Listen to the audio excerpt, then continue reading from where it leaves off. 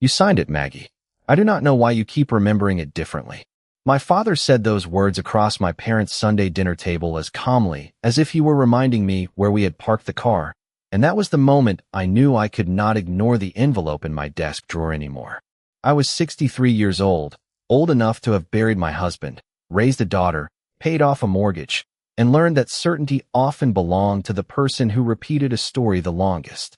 Still, when my father spoke with that familiar confidence, a small part of me became 32 again, wondering whether everyone else remembered my own life better than I did.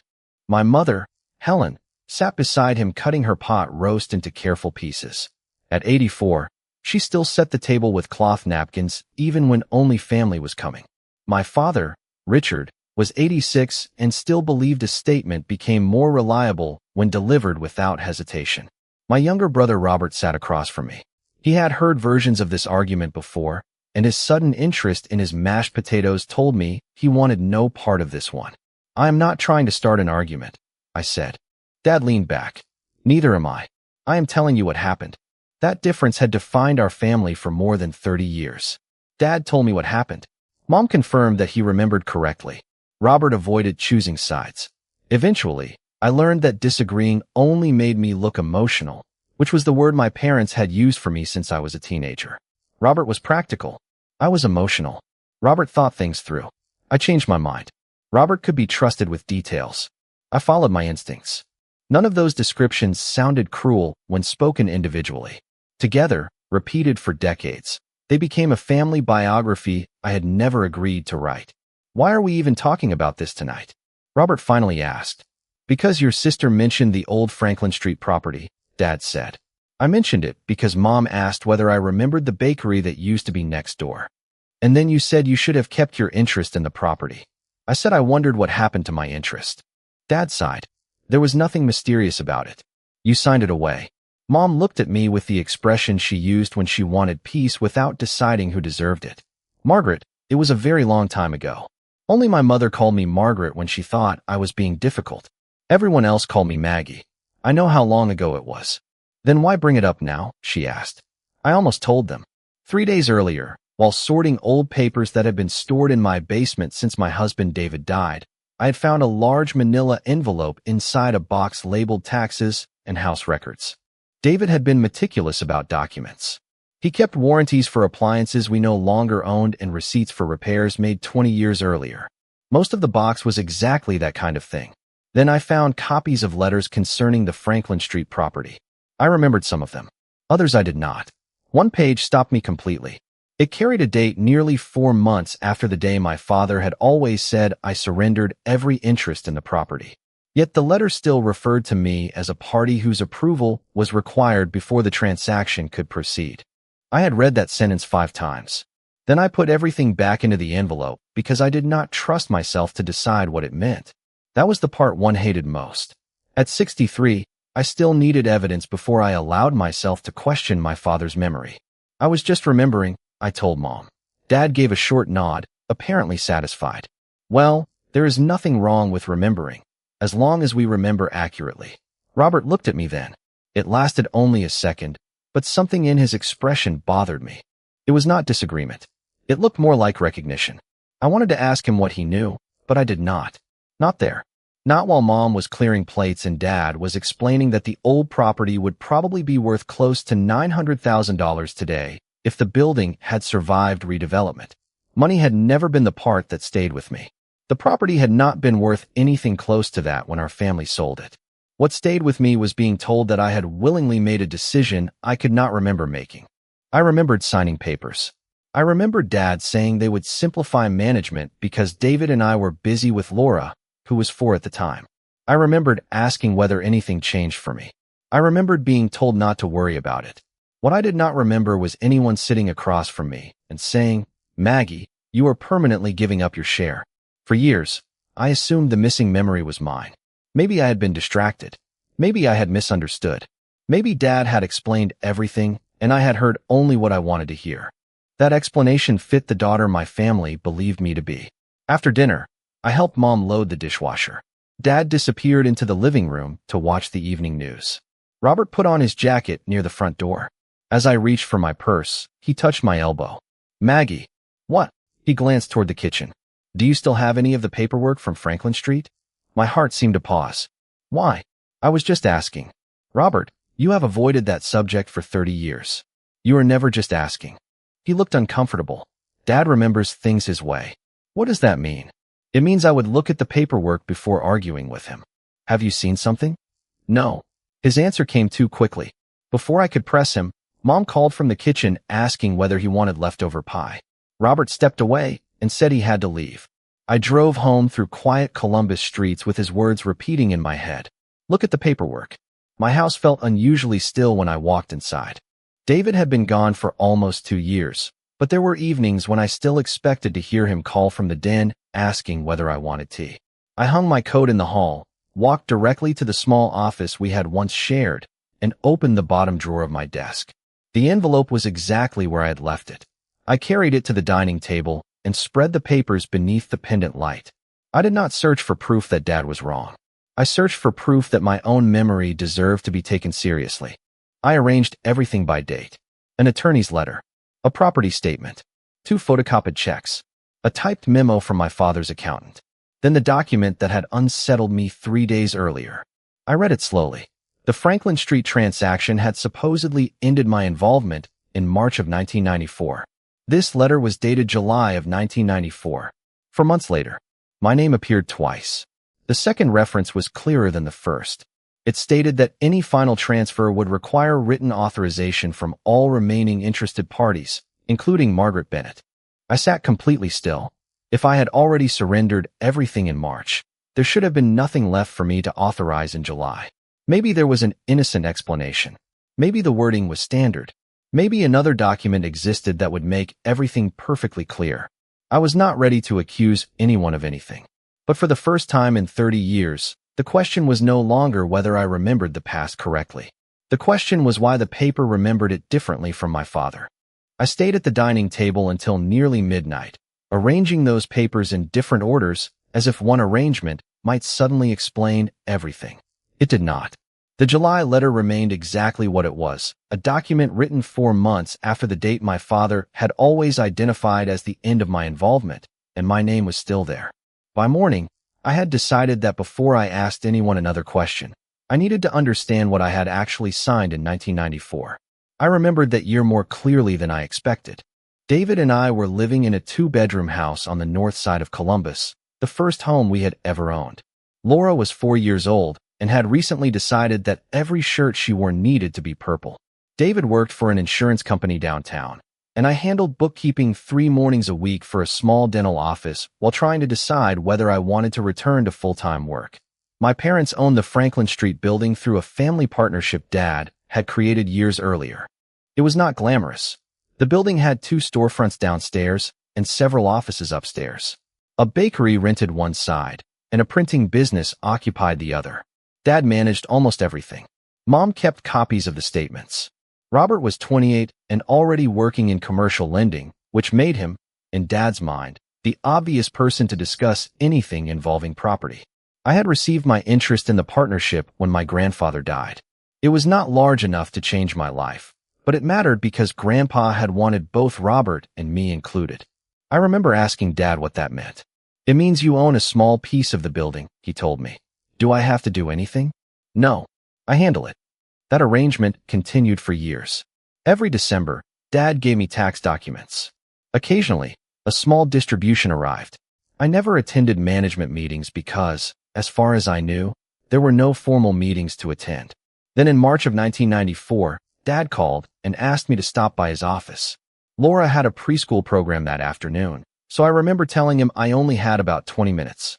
When I arrived, several papers were waiting on his desk. Dad said he was reorganizing the partnership because dealing with multiple signatures was becoming inconvenient. This just lets me handle things without chasing everyone down, he said. I remember those words because I joked that he had never chased me farther than 3 miles. He did not laugh. He pointed to 2 signature lines and told me where to sign. I asked, "Does this change what I own?" Dad answered, "It does not change anything you need to worry about." For years, I told myself that maybe I had misunderstood that answer. Maybe he meant the financial difference was too small to matter. Maybe the legal language on the pages clearly explained everything, and I should have read it more carefully. I signed because he was my father, because he had managed the property for years, because Laura's preschool program started at 2, and because nobody in my family had ever suggested that trusting Dad required caution. Several months later, I noticed I had not received a partnership statement. When I asked Mom, she said Dad had simplified everything. At Christmas that year, I asked again. Dad told me, "You transferred your interest, Maggie. Remember?" I did not remember. Transferred it where? I asked. Back into the family arrangement. What family arrangement? He became impatient. The papers you signed in March. I remember looking at Robert because he was standing near the fireplace. He looked away. That small movement stayed with me longer than anything Dad said. I asked whether I still owned part of Franklin Street. Dad answered, "Not directly." I asked what that meant. He said I had agreed to let him restructure the ownership and that it was already completed. Mom stepped in before the conversation became uncomfortable. "Your father explained it when you signed, Margaret." I said I did not remember him explaining that I was giving anything up. Dad replied, "Then you were not listening." For words. That was how the family version began. Over the next several years, every time I asked about Franklin Street, the answer became simpler. At first, I had transferred my interest as part of a restructuring. Later, I had chosen to surrender it because I did not want to be involved. Eventually, the story became that I had never cared about the property and had willingly walked away. Each version made me slightly more responsible and everyone else slightly less responsible. David believed me when I told him I did not remember agreeing to any of that. He once offered to ask an attorney to review the documents, but I refused. "I am not hiring a lawyer because of my parents," I told him. "Then ask your father for copies." I did. Dad said he would find them. Months passed. I asked again. He told me the documents were probably in storage and asked why I was making such an issue over something that had never produced much income anyway. That question embarrassed me. It made my concerns sound greedy. The Franklin Street property was worth perhaps $180,000 at the time, and my share was only a fraction of that. David and I were doing fine. We were not wealthy, but we paid our bills and saved a little every month. I did not need money from the building. What bothered me was that everyone seemed certain I had knowingly made a decision that I could not remember making. Eventually, I stopped asking. That became easier after the building was sold in the late 1990s. Dad said the partnership had been dissolved and everything was finished. I received nothing from the sale, which he explained by reminding me that I no longer had an ownership interest. By then, I had learned what happened whenever I challenged that statement. Dad became frustrated. Mom defended Dad's memory. Robert became unavailable. I became emotional. So I let the subject die, or I thought I did. Sitting at my dining table 30 years later, I realized it had never died. I had simply buried it beneath marriage, motherhood, work, mortgage payments, Laura's college years, my parents getting older, and eventually David's illness and death. The next morning, I called the Franklin County Recorder's office. I did not accuse anyone. I did not even mention my family. I asked how someone could obtain historical property records from the 1990s. The woman who answered explained that older documents might require an archive search and told me what information to provide. I wrote down every instruction. Then I searched through the envelope again until I found the original street address and parcel information. Before submitting the request, I called Laura. She answered on her lunch break. "Mom, is everything okay?" "Yes. I need you to tell me whether I am being unreasonable." "That sounds dangerous." I found some old property documents. I explained only the basic facts. Laura listened without interrupting. When I finished, she asked, "What are you hoping to find?" I looked at the July letter lying beside my coffee. "I do not know. Do you want the property back? The building was sold decades ago. Do you want money?" "No." "Then what do you want?" I hesitated because I had no clean answer. "I want to know whether I have spent 30 years apologizing for something I never actually chose." Laura was quiet for a moment. "Then get the records." After we hung up, I submitted the archive request. I expected to feel guilty. Instead, I felt strangely calm. I was not reopening the past to punish anyone. I was finally doing what I should have done in 1994. I was reading before accepting someone else's explanation. 2 days later, an email arrived confirming that several historical filings connected to the Franklin Street parcel had been located. I opened the attached index and immediately saw 3 dates I recognized. Then I saw a fourth filing from September of 1994, 6 months after I had supposedly given up everything. Beside the filing was a description containing 2 words I had not expected to see together: Margaret Bennett. The September filing was not the answer I had been looking for. It was worse in one important way. It gave me another question. I ordered a certified copy the same morning, then spent the next 2 days telling myself not to build a conclusion around an index entry. David had always been better at that than I was. Whenever I became certain about something too quickly, he would ask, "What do you know, and what are you assuming?" I could almost hear him asking it now. What did I know? I knew Dad said I transferred my entire interest in March of 1994. I knew the July letter still identified me as an interested party. I knew a September filing contained my name. Everything beyond that was assumption. The certified copy arrived electronically on Thursday afternoon. I printed it because I wanted paper in my hands. It was a recorded memorandum connected to a financing agreement involving the Franklin Street property. Most of the language meant nothing to me, but halfway down the second page was a list of parties whose interests were acknowledged in connection with the property. My father was there. My mother was there. Robert was there. And so was I, Margaret Bennett. I read the paragraph several times, then looked at the recording date. September 19th, 1994. 6 months after the papers in Dad's office. I called Laura before I could talk myself out of it. I found another document. Good document or bad document? I do not know yet. That sounds like progress for you. What does that mean? It means you usually decide what something means before you finish telling me what happened. I smiled despite myself. She sounded like David. I explained the memorandum. So you were still listed as having an interest? She asked. That is what it appears to say. Then Dad's version cannot be completely right. Your grandfather's version. You know what I meant. I know. And maybe there is a technical explanation. I need someone who understands these documents. Laura suggested an attorney, and this time I did not resist. 30 years earlier, hiring a lawyer had felt like declaring war on my parents. At 63, asking a professional to explain a document felt like what it should have felt like all along, getting information. I found Daniel Foster through a referral from the attorney who had handled David's estate. Daniel practiced real estate and estate law in Columbus and had the reassuring habit of answering exactly the question I asked instead of the question he assumed I meant. I brought copies of everything to his office the following Monday. He spent nearly 40 minutes reading before offering an opinion. First, he said, "These documents do not prove anyone intentionally misled you. I understand. Second, they do suggest the history is more complicated than you were told." I felt my shoulders tighten. How complicated? He pointed to the March document. This appears to assign certain partnership rights to a trust controlled by your father, but I do not see language here showing a complete relinquishment of every beneficial interest. So I did not give it away? I am not saying that yet. He moved to the July letter. This language supports the possibility that you retained an interest after March. The September memorandum makes that possibility stronger.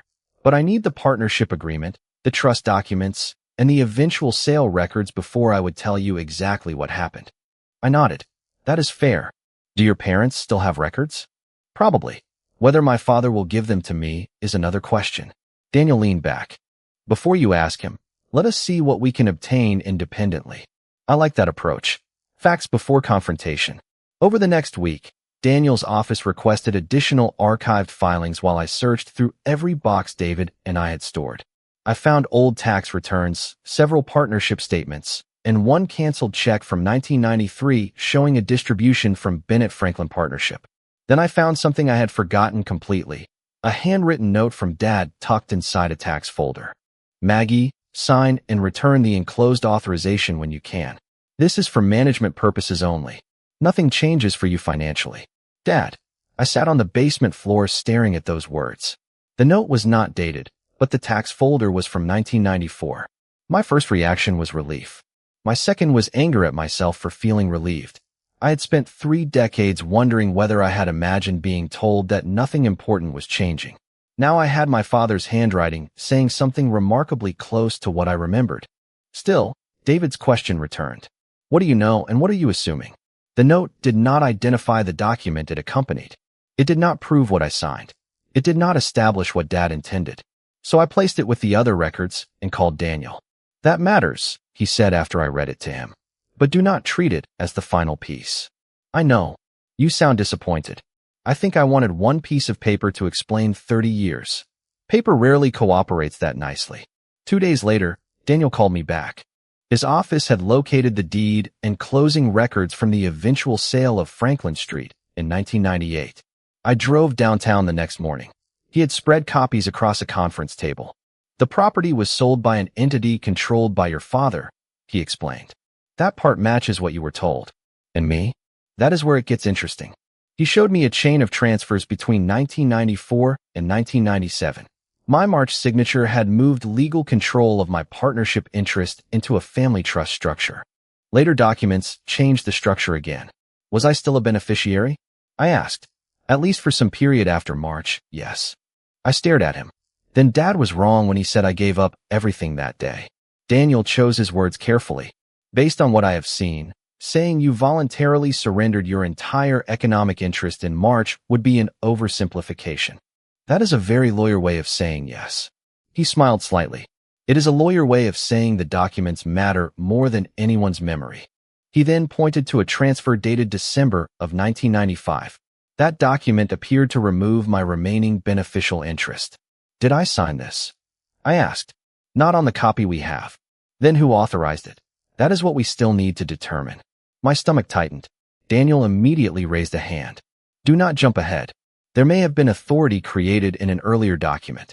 There may have been a trustee provision. We need the full trust file. I nodded, but my mind was already racing backward through old conversations. Dad telling me I had chosen not to be involved. Mom reminding me that Dad had explained everything. Robert looking toward the fireplace. I left Daniel's office with a folder under my arm and drove home without turning on the radio. That evening, I arranged the timeline across my dining table again.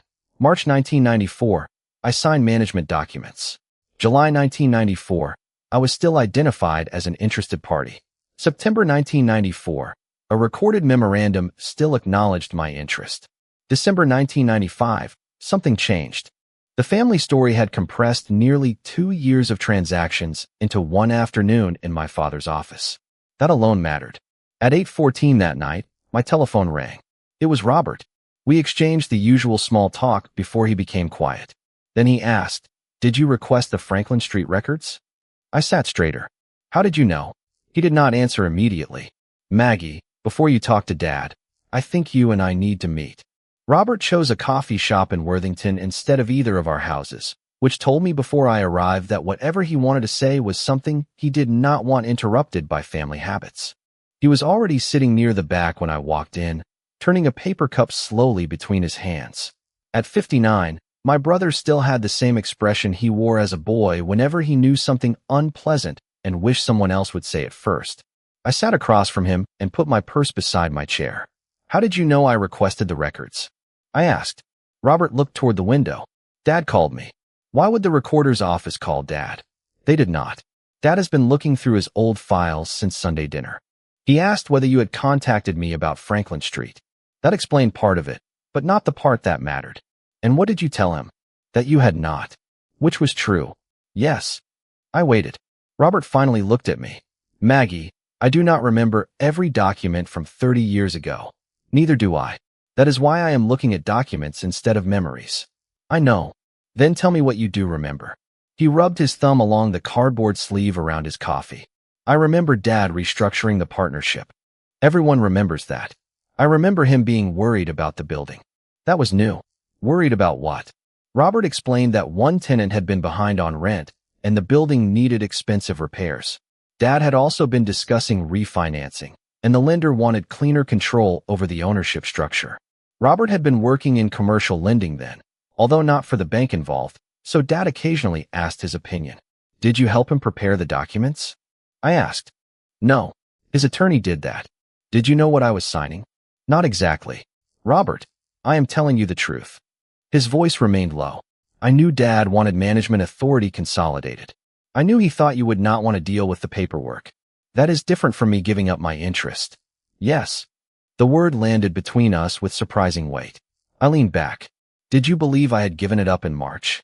Robert stared at his coffee. At the time, no. For several seconds, I heard only the grinder behind the counter and two women talking at a nearby table. Then why did you let Dad tell me that? He did not say it that way at first. I remember. The structure changed more than once. By the time Franklin Street was sold, you were no longer part of it. I assumed there had been another agreement. Daniel found a December 1995 transfer. Robert looked up quickly. Who is Daniel? An attorney. His eyebrows rose. You hired an attorney? I hired someone to explain documents I should have understood 30 years ago. Does Dad know? No. He is going to think you are preparing a claim. I am not preparing a claim. Then what are you doing? I held his gaze. Finding out what happened. Robert exhaled and looked away again. That reaction irritated me more than an argument would have. There is something else, I said. I can see it every time I mention 1994. Maggie, do not protect me from it now. He was quiet long enough that I wondered whether he would leave. Instead, he said, I heard Dad and Mom arguing once. About me? About the restructuring. When? Probably late 1995. My hands became very still on the table. What did they say? I do not remember exact words. Tell me what you do remember. Robert swallowed. Mom asked whether you understood what the changes meant. Dad said you understood enough. I felt something inside me shift. Not break. Not explode. Just shift, like a picture hanging crooked after someone closes a door too hard. Understood enough? I repeated. That is what you remember? Yes. What did Mom say? She said that was not the same thing as understanding. I looked down at the table. For years, Mom had been the person who told me Dad had explained everything. Yet at some point, she had apparently questioned whether that was true. And then, Dad said he was trying to protect the property and that you had never wanted to be involved anyway. Did I ever tell you I did not want to be involved? No. Did I ever tell Dad? Not that I heard. I was angry, but underneath the anger was something more painful. Relief. Robert remembered enough to confirm that my confusion had existed at the time. It had not been invented years later because the property became more valuable. Why did you never tell me? I asked. His face tightened. Because I thought it was between you and Dad. You watched him turn it into a story about my irresponsibility. I know. Every time money came up, every time I changed jobs, every time I made a decision he did not like, Franklin Street became his example. Maggie walked away. Maggie did not pay attention. Maggie never cared about business. I know. And you said nothing. Robert nodded once. I should have. That was the closest my brother had come to apologizing, and I was not ready to make it easier for him. Yes, I said. You should have. When I left the coffee shop, I did not call Dad. I called Daniel. I told him what Robert remembered and asked whether it changed anything legally. Memory helps provide context, he said, but we still need the trust documents. Let us keep separating what people remember from what the records establish. That sentence steadied me. I drove home and wrote down everything Robert had told me while the conversation was fresh. Then I placed those notes in a separate folder from the official documents. Facts in one place, memories in another. I was learning not to mix them. The next afternoon, Daniel called with news. His researcher had located archived references to the family trust used during the restructuring, but obtaining the complete file might take time because some documents had never been recorded publicly. There is another option, he said. Your father or his former attorney may still have copies. His attorney retired years ago. The firm's successor may retain archived files, although after this much time, there is no guarantee. I wrote down the firm's name. Before calling, I searched it online and discovered the original practice had merged with another Columbus firm. I gave them the approximate dates, the partnership name, and my own name. The records administrator said she would check storage. 3 days passed. On Friday morning, she called. Mrs. Bennett, we located one archived file that appears responsive to your request. We cannot release everything without confirming authorization, but there is correspondence addressed directly to you, so we can provide copies of those items after verifying your identity. My heart began beating faster. Correspondence addressed to me? Yes. There are 2 letters from 1995. I had no memory of receiving either one. By late afternoon, scanned copies arrived through a secure link. The first was routine. The second was dated 11 days before the December transfer Daniel had identified. It began with my name and an old address. I read slowly until I reached a sentence that made me stop. The attorney wrote that before any remaining beneficial interest could be transferred, he recommended obtaining my written acknowledgement that I understood the financial effect of the change. I searched the pages for my acknowledgement. There was none.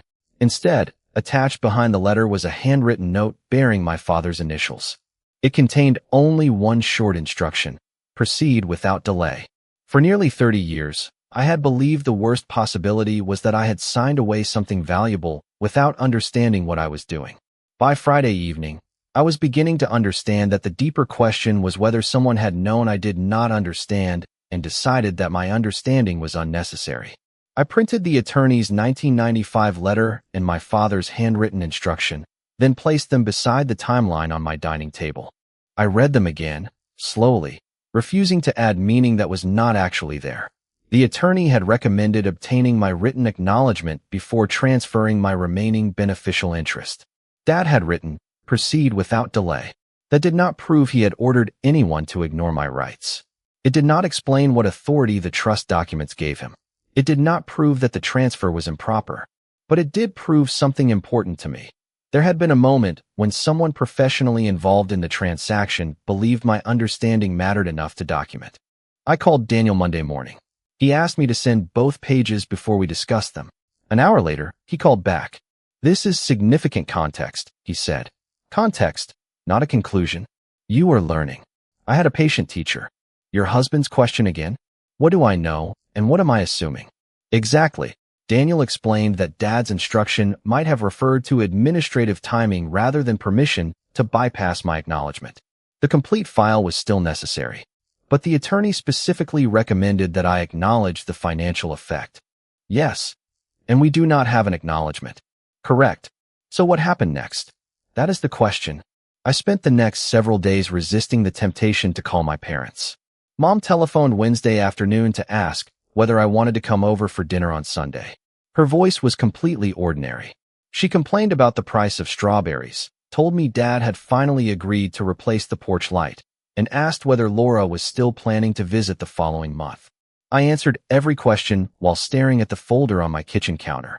Then she said, "Your father thinks you are still upset about Franklin Street. Does he? You know how he gets when old things come up." "I know how he gets." There was a pause. "Margaret, there is no reason to make yourself unhappy over something that cannot be changed." The sentence bothered me because I had not told her I wanted anything changed. "Mom, do you remember the restructuring in 1995? Silence. "Not long, but long enough. Your father handled those things." "That is not what I asked. It was more than 30 years ago. Do you remember asking Dad whether I understood what was happening?" Another pause. "Why would you ask me that?" "Because Robert remembers you asking him." Her voice changed immediately. "You have been talking to Robert about this?" "Yes. I wish you children would stop pulling apart things that happened when we were all doing the best we could." Children. Robert was 59. I was 63. Yet one uncomfortable question could make us 12 again. "I am not pulling anything apart," I said. "I am trying to put the timeline together." "For what purpose?" "So I know what actually happened." Mom lowered her voice. "Your father was trying to keep that building from becoming a burden on everyone." "That may be true." "It is true. It can be true and still not answer my question." She did not respond. I realized then that I had changed. 30 years earlier, her silence would have made me retreat. Now I could let silence belong to the person who created it. Finally, Mom said, "Come Sunday. We can talk then." "Not yet." "Why not?" "Because I do not have all the information." Dad would have confronted first and investigated later. I had spent too much of my life being described as impulsive to make that mistake now. On Thursday, Daniel called again. The successor law firm had found another storage index, including a reference to a trust amendment dated December 1995. The actual amendment was missing from the first scanned batch, but the index listed Dad as trustee and named several beneficiaries. "Am I listed?" I asked. "On the index, yes." Then the amendment might explain how my interest was removed. Possibly. We requested the complete document. How long? A few days, maybe a week. That evening, Laura came over with takeout from a neighborhood Italian restaurant. She found my dining table covered with papers and shook her head. "Dad would have bought you a bulletin board by now. Your father would have made a spreadsheet." "That too." We ate baked ziti at the kitchen island while I explained what had happened. When I showed her Dad's handwritten instruction, she read it twice. Are you angry? She asked. Yes. At Grandpa. At several people, including myself. Why yourself? Because I stopped asking. Laura put down her fork. Mom, you asked. They made you feel unreasonable for asking. I still stopped. There is a difference between giving up and realizing nobody will answer you. I looked at her. Sometimes your child becomes an adult so gradually that you miss the exact moment she starts teaching you things. What are you going to do if the documents prove Grandpa handled it badly? She asked. I do not know. Would you sue? I am not looking for a lawsuit. Would you ask for money? No. Even if you should have received some? I thought about that. Franklin Street had been sold decades earlier. Whatever financial questions existed would involve old entities, old transactions, legal limitations, and facts I still did not understand.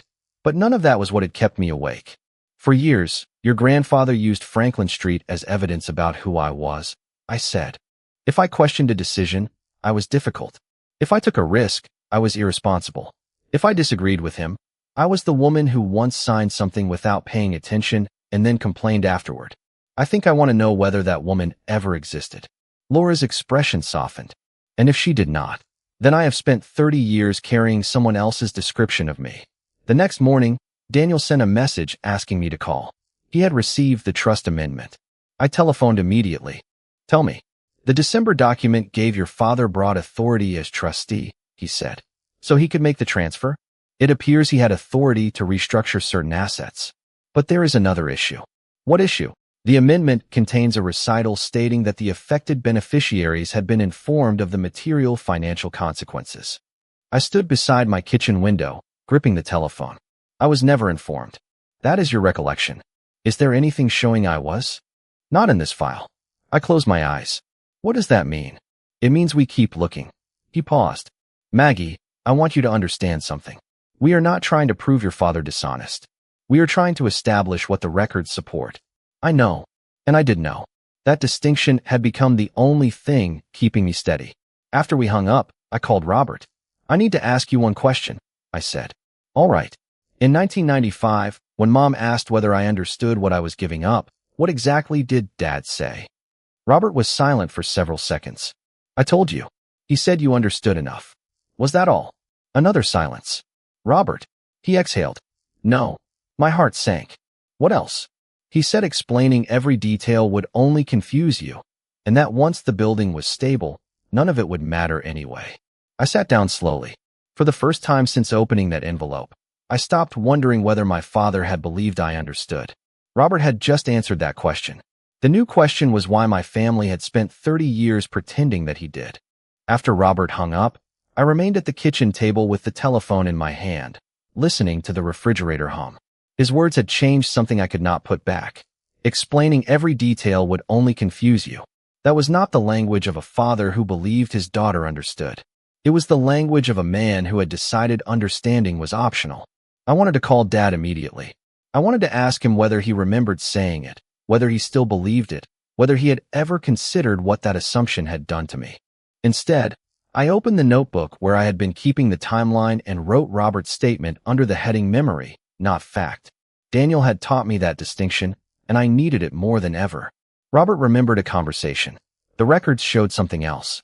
Together they formed a pattern, but I was not going to turn a pattern into a verdict before I understood every piece. The next morning, I drove to Daniel's office with copies of the trust amendment, the attorney's letter, Dad's handwritten instruction, and my notes from Robert. Daniel read everything again while I sat across from him. Finally, he folded his hands. There are really two questions here now, he said.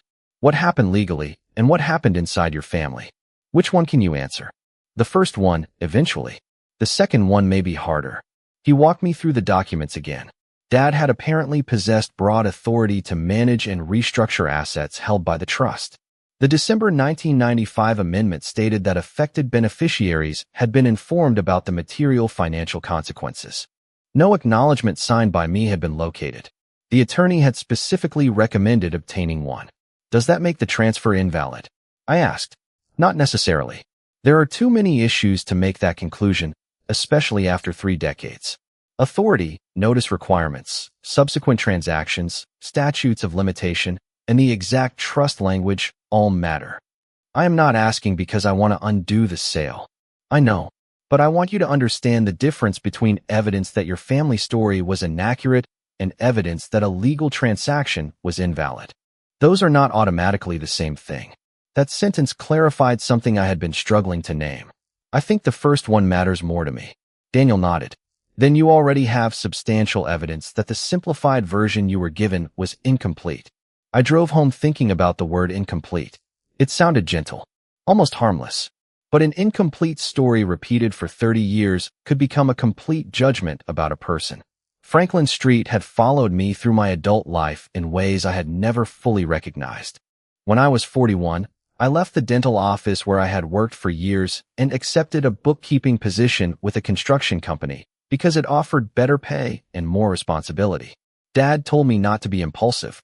You have a habit of walking away from stable things, he said. I knew what example he meant without asking. When David and I refinanced our house to help cover Laura's college expenses, Dad warned me that I had never been good at understanding complicated financial documents. When I was 52 and considered starting a small bookkeeping service of my own, he asked whether I really wanted to take another risk after what happened with Franklin Street. I did not start the business. Until that week, I had never connected those moments as part of the same wound. Dad had not merely remembered the property differently. His version had become evidence he used whenever I made a choice he did not understand. Worse, I had begun using it against myself. Before signing a contract, I read it 3 times. Before making a financial decision, I asked someone else whether I had missed anything. When David died, I made Laura sit beside me while I reviewed estate paperwork because I was afraid grief would make me misunderstand something important. I had called that caution. Some of it was fear that I was exactly the woman my family had described. That evening, Laura stopped by after work. She found me standing in the garage beside 2 boxes of old records. Please tell me you are not reorganizing Dad's receipts again, she said. Your father kept a receipt for a toaster from 2003. He respected documentation, apparently more than the toaster. I laughed, and the sound surprised me. We carried the boxes inside and made coffee. I told her what Daniel had said. So Grandpa might have had legal authority? Possibly. Does that change how you feel? No. Why not? I thought before answering. Because legal authority is not the same as honesty with your daughter. Laura nodded slowly. That sounds like the real issue. I think it is. I told her about the construction company job, the refinance, the business I never started. Every time Dad brought up Franklin Street, I thought he was reminding me of one bad decision. Now I wonder whether he was reminding me of a decision I never made. Laura reached across the table and touched my hand. You built your whole life anyway. Yes. You raised me. You and Dad kept this house. You worked. You cared for Grandma after her surgery. You handled Dad's estate after he died. None of that sounds like someone incapable of understanding paperwork. I smiled. Your father would appreciate being described as an estate. You know what I mean. I did. Later that night, after Laura left, I opened the drawer where I kept the old notebook David had used for household projects. On one page, he had written measurements for shelves he never built. On another was a list of paint colors we never chose. Ordinary, unfinished plans. I realized how much of life was made of decisions nobody remembered 30 years later. Franklin Street should have become one of them. Instead, it survived because my family had turned it into a lesson about me. The next Sunday, I went to my parents' house for dinner. I had considered staying away, but avoidance had already taken 30 years from me. Dad was carving roast chicken when I arrived. Mom was setting green beans on the table. Everything looked painfully normal. During dinner, Dad discussed property taxes, Robert talked about retirement, and Mom asked whether Laura was dating anyone. Nobody mentioned Franklin Street until dessert. Then Dad put down his fork and looked directly at me. Your mother says you have been asking questions again. I did not pretend not to understand. I have. And you hired a lawyer. I glanced at Robert. His face tightened, but he shook his head slightly. He had not told Dad. How did you know? I asked. The old law firm contacted me about authorization for archived records. That made sense. Dad folded his napkin beside his plate. If this is about money, Margaret, you should say so. For once, the accusation did not make me defensive. It is not about money. Then what is it about? I looked at my father, then my mother. who suddenly seemed very interested in her coffee. I could have opened my folder. I could have quoted the attorney's letter. I could have repeated what Robert remembered. Instead, I said, "I am not ready to have this conversation yet." Dad frowned. "You brought lawyers into it, but you are not ready to talk?" "I brought one lawyer into it because I wanted someone to explain the records before I accused anybody of anything." "Accused us of what?" "That is exactly why I am waiting." Dad leaned back, clearly frustrated. "You always make things more complicated than they need to be." 30 years earlier, that sentence would have silenced me. This time I heard it differently. Maybe I had never made things too complicated. Maybe my family had simply preferred the version that required the fewest questions. I stood to help Mom clear the table. As I carried the plates into the kitchen, she followed me and spoke quietly enough that Dad could not hear. "Margaret, when you are ready to talk, there is something I need to tell you first." Mom did not look at me when she said it. She stood at the sink rinsing a serving spoon that was already clean, her shoulders turned toward the dining room where Dad and Robert were still talking. "What do you need to tell me?" I asked. "Not here. You just told me there was something. And I said when you are ready." "I am ready now." She finally faced me. "No, Margaret. You are angry now.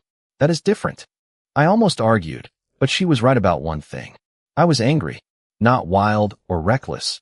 Just tired of discovering that everyone seemed to possess one more piece of my own history than I did. "Tomorrow," she whispered. "Come by around 10. Your father has a cardiology appointment." I nodded and returned to the dining room without saying anything. Dad asked whether Mom was giving me instructions about leftovers. "Something like that," I said. The next morning, I arrived at my parents' house at 9:58. Dad's Buick was gone. Mom opened the door before I knocked. She had already made coffee and placed 2 mugs at the kitchen table. There was also a manila envelope beside her chair. I noticed it immediately. "What is that?" I asked. "Sit down first." I sat. Mom remained standing for a moment, then lowered herself into the chair across from me. "I want you to understand that your father believed he was protecting the family." "From what?" "Financial trouble. The building needed work. One tenant was unreliable. There were loan concerns. Your father thought if everything stayed under one person's control, he could fix it faster." "I already know that." "You know part of it." She touched the envelope but did not open it. "In 1995, your father was trying to refinance again. The attorney told him certain changes would be easier if everyone understood what they were giving up." "I have that letter." Mom looked startled. "You do?" "The law firm found it." She closed her eyes briefly. "Then you know more than I thought." "I know the attorney recommended getting my written acknowledgement. I know Dad told him to proceed without delay. I know Robert remembers you asking whether I understood. What I do not know is what you did after that." Mom folded her hands. "I argued with him." "About me?" "About the way he handled you." The answer came so quietly that I nearly missed it. "He said you hated financial conversations and would sign whatever was necessary anyway." I told him that was not the point. I said if the change affected your money, he needed to explain it plainly. And he said he had already explained enough. Robert's memory was suddenly sitting across from me in my mother's voice. "Did you believe him?" I asked. "No." The word hurt more than I expected. For 30 years, Mom had defended the story that Dad had explained everything. Now she was telling me she had doubted it before the transfer was even completed. "Then why did you tell me he had?" She looked down at her coffee. "Because after everything was finished, your father said reopening it would only create conflict." "So you lied to me." I told myself I was keeping peace. "Those are not the same thing." "I know that now." I stared at her. "When did you know it then?" Her eyes filled, but she did not cry. "Probably sooner than I want to admit." She opened the envelope and removed 3 sheets of paper. The first was a photocopy of a letter addressed to Dad from his attorney. I recognized the format from the archived file. The second was a handwritten note in Mom's writing. The third was an old photocopy of a partnership statement. "Why do you have these?" I asked. "Because I made copies before your father moved the business records to storage." "Why?" "Because I was afraid someday you would ask again." That sentence stopped me. "You kept evidence for 30 years in case I asked." "I kept papers because I knew the explanation you received was not complete." I looked at the handwritten page. It appeared to be notes from a telephone conversation. A date at the top read December 7th, 1995. Beneath it, Mom had written several short lines. "Attorney recommends Maggie acknowledge change. Harold says authority already exists." I I wrote to Maggie in July. She may still believe she retains interest. I read the final line twice. You knew I might still believe I had an interest. Yes. Did you tell Dad? Yes. What did he say? Mom looked toward the doorway, as if the past might walk through it. He said correcting you would only make you ask questions about things you had never cared about before. I felt my face grow warm. I did care. I kept asking. I know. No, Mom. You knew then. She nodded. Yes. I stood and walked to the kitchen window. The backyard looked exactly as it had through most of my childhood, except the maple tree was larger and the swing set was gone. I had expected truth to feel like vindication. Instead, it felt like discovering a room inside my own house that everyone else had known was there. Why did you keep defending him? I asked. Because your father had spent his entire life being the person everyone depended on. When he made a decision, we treated disagreement as disloyalty, including me, especially you, because you challenged him more than Robert did. I turned around. I stopped challenging him. I know. Do you know why? Because we taught you that questions cause trouble. Her answer was so immediate that I had nothing to say. Mom pushed the papers toward me. Take them. Does Dad know you kept these? No. I am not going to hide them from him. I am not asking you to. And I am not going to use them to humiliate him. I know. I just want the truth. Mom gave me a tired smile. That is what I should have helped you get 30 years ago. Before leaving, I asked one final question. When Franklin Street was sold in 1998, did Dad ever discuss whether I should receive anything? Mom hesitated. That hesitation was enough to make me sit down again. What happened? She reached back into the envelope and removed a small yellowed slip I had not noticed. It was a photocopy of a handwritten calculation showing the sale proceeds divided into several amounts. Beside one amount were my initials. What is this? I asked. Your father calculated what your remaining share might have been if the earlier interest had not been transferred. I looked at the number. It was not a fortune, but it was far more than I had expected. Did he give this to me? No. Where did it go? I do not know exactly. I looked at her sharply. You kept this without knowing? I asked him once. He said everything had been settled through the trust. I folded the photocopy carefully and placed it with the other papers. Daniel will need to see this. Mom nodded. I thought he might. I stopped at the front door and looked back at her. Mom, I am going to ask Dad about all of this. I know.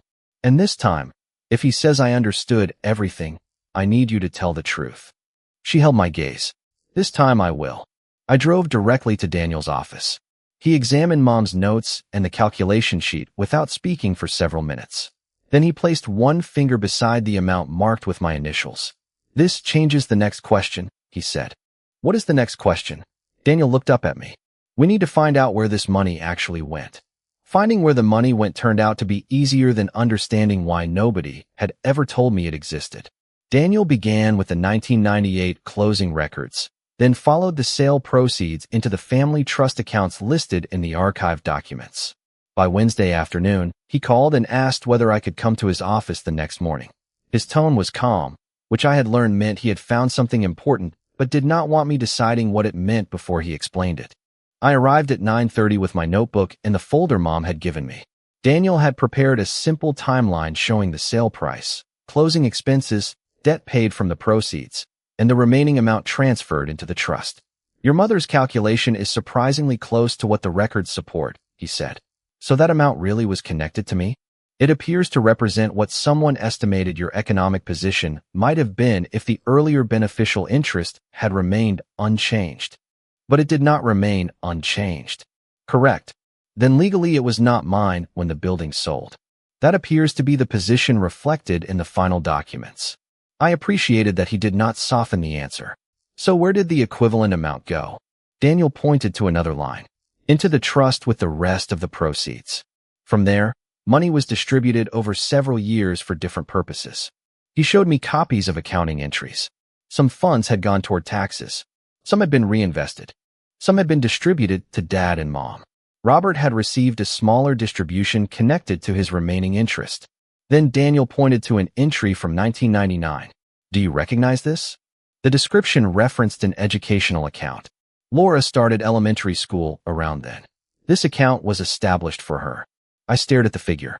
It was not the full amount from Mom's calculation, but it was substantial.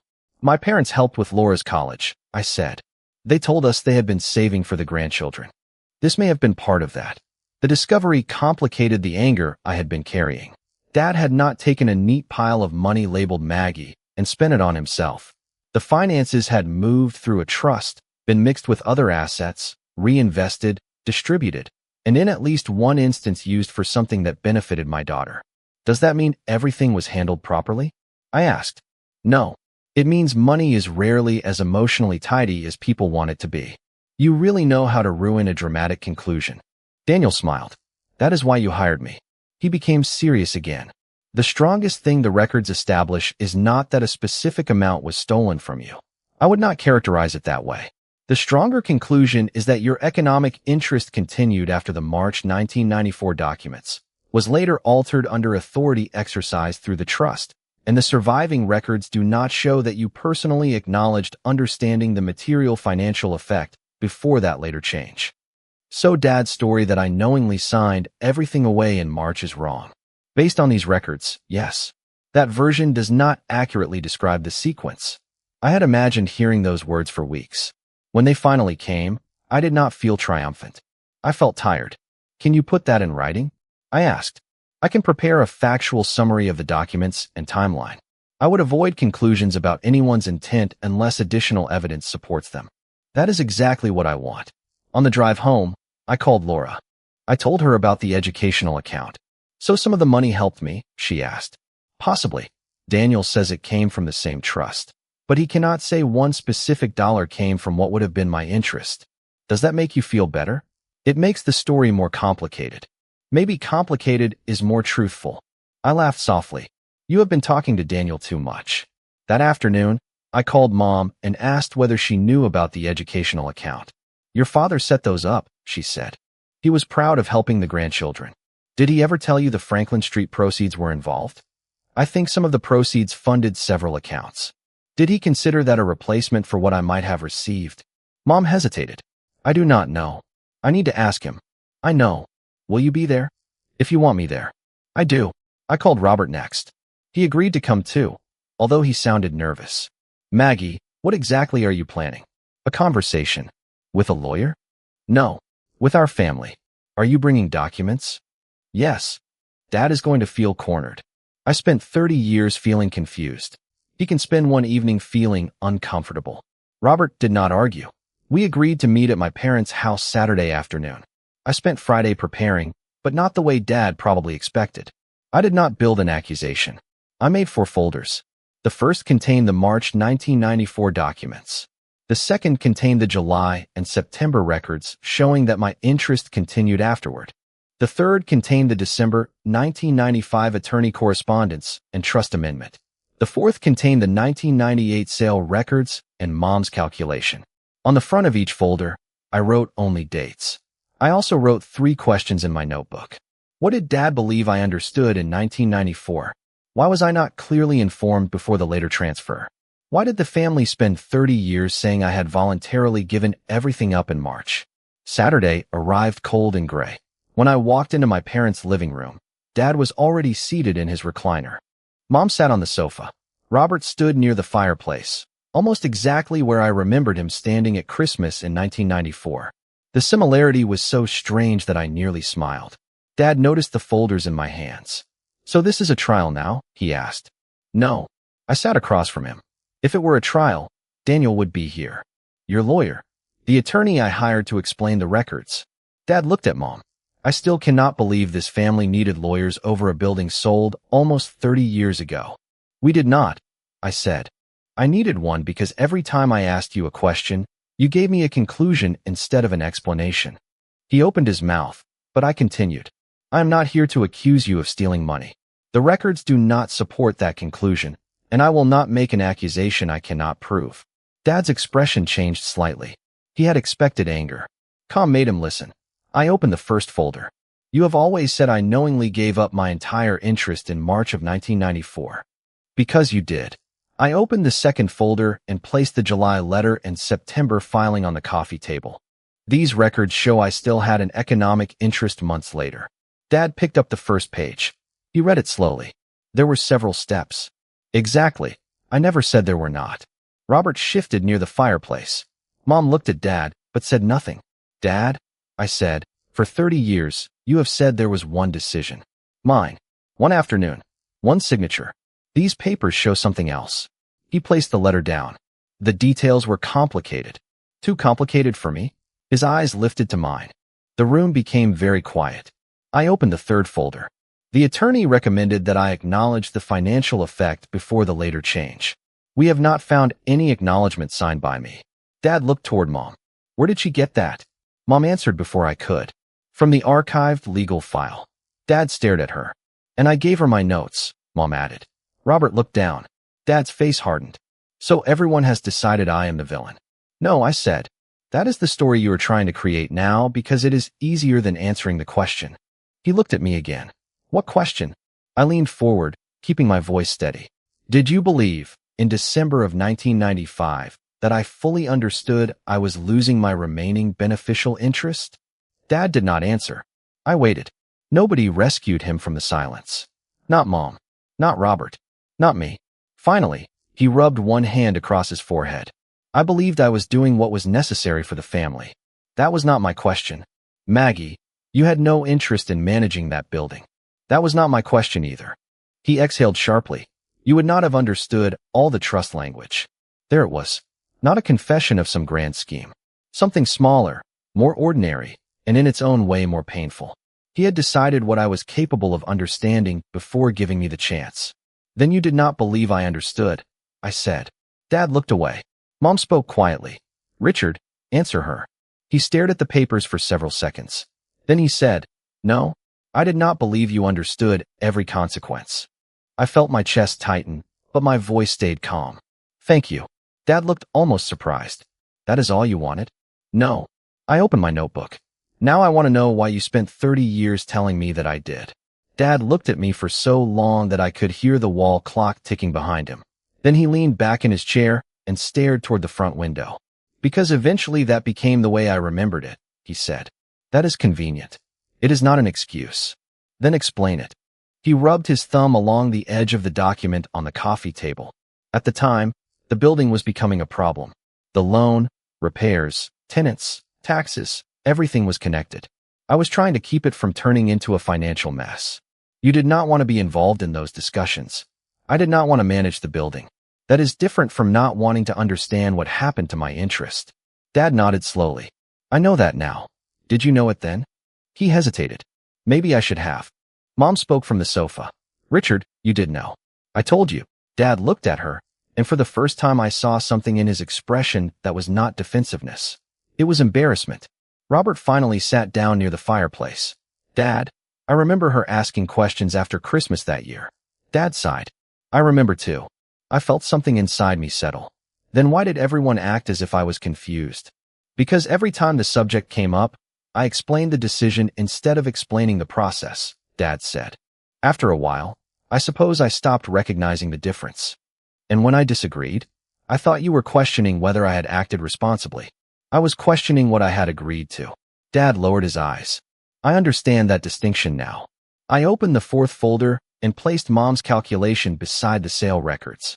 Daniel traced the proceeds. He found the educational account for Laura. Dad looked up quickly. I set that up. I know. I wanted the grandchildren to benefit from what we built. I am grateful Laura benefited. But you never told me that money came from the same trust. Because I did not think of it as your money. Legally, perhaps it was not by then. I understand that. But that is not what I came here to settle. I closed the folder. For years, Franklin Street was used as proof that I was careless with money. You brought it up when I changed jobs. You brought it up when David and I refinanced our house. You brought it up when I considered starting my bookkeeping business. Dad frowned. I was trying to protect you from making mistakes. You were using a mistake I did not actually make. That silenced him. Do you know why I never started that business? I asked. You decided it was too risky. I decided I could not trust myself. Dad's face changed. Maggie, I never wanted you to believe that. But I did. Because whenever I made a complicated decision, I heard your voice reminding me about the time I supposedly signed away something valuable without understanding it. Mom covered my hand with hers. I let her. I am sorry, she said. Dad looked at the floor. So am I. I had imagined an apology many times since opening that first box of records. In my imagination, it always felt larger, more satisfying. In reality, it was simply 2 words spoken by an aging man who could not return 30 years to me.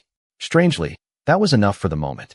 I am not asking either of you to rewrite every decision you made, I said. I am asking you to stop rewriting mine. Dad nodded. That is fair. And if Franklin Street comes up again, I want the story told accurately. Robert gave a small smile. That might take longer than dinner. Then tell the short version, I said. Maggie signed documents in 1994, but she did not knowingly surrender everything in one decision. Later changes affected her interest, and Dad did not make sure she fully understood them. Dad winced slightly at hearing it stated so plainly. That sounds harsh. Does it sound false? He looked at the papers again. No. Then I can live with harsh. We sat quietly for a while. Nobody had won. Nobody had been exposed as a secret criminal. There was no dramatic fortune waiting for me. No missing account with my name on it. No simple villain who had planned everything from the beginning. There was something more familiar and, to me, more believable. A father who believed his judgment was enough. A mother who chose peace over confrontation. A brother who noticed more than he admitted. And a daughter who had spent decades accepting their certainty as evidence against her own memory. Before I left, Dad asked whether I intended to pursue anything legally. No, I said. Daniel never promised there was anything practical to pursue, and that was never the reason I hired him. Then why spend all that time digging through old records? I looked at him. Because I needed to know whether the person I had been blaming all these years was real. Dad understood without asking who I meant. And was she? No. The following week, Daniel sent me his written summary. It was 6 pages long, careful, and almost painfully neutral. Dates, documents, transfers, correspondence, distributions. No accusations. No family judgments. Just a sequence that finally made sense. I printed 2 copies. One went into my files. The other I gave to Dad. I did not need him to memorize it. I needed the truth to exist somewhere outside my own head. A month later, I did something I had postponed for years. I registered a small bookkeeping business with the state. Nothing ambitious. I planned to work from home and take only a few clients, mostly local contractors and small businesses that needed help organizing their records. Laura designed a simple website for me. Robert sent me my first referral. Mom bought me a new coffee maker for the home office. Dad said almost nothing about it until one Sunday afternoon when I stopped by their house. He handed me an envelope containing the business card of a friend who owned a landscaping company. He needs help with his books, Dad said. I told him my daughter knows what she is doing. I looked at him, waiting for the old warning that never came. Thank you, I said. Do not make me regret recommending you. His mouth twitched into the smallest smile. I will try not to. As I drove home, I thought about how badly I had wanted someone to declare me right.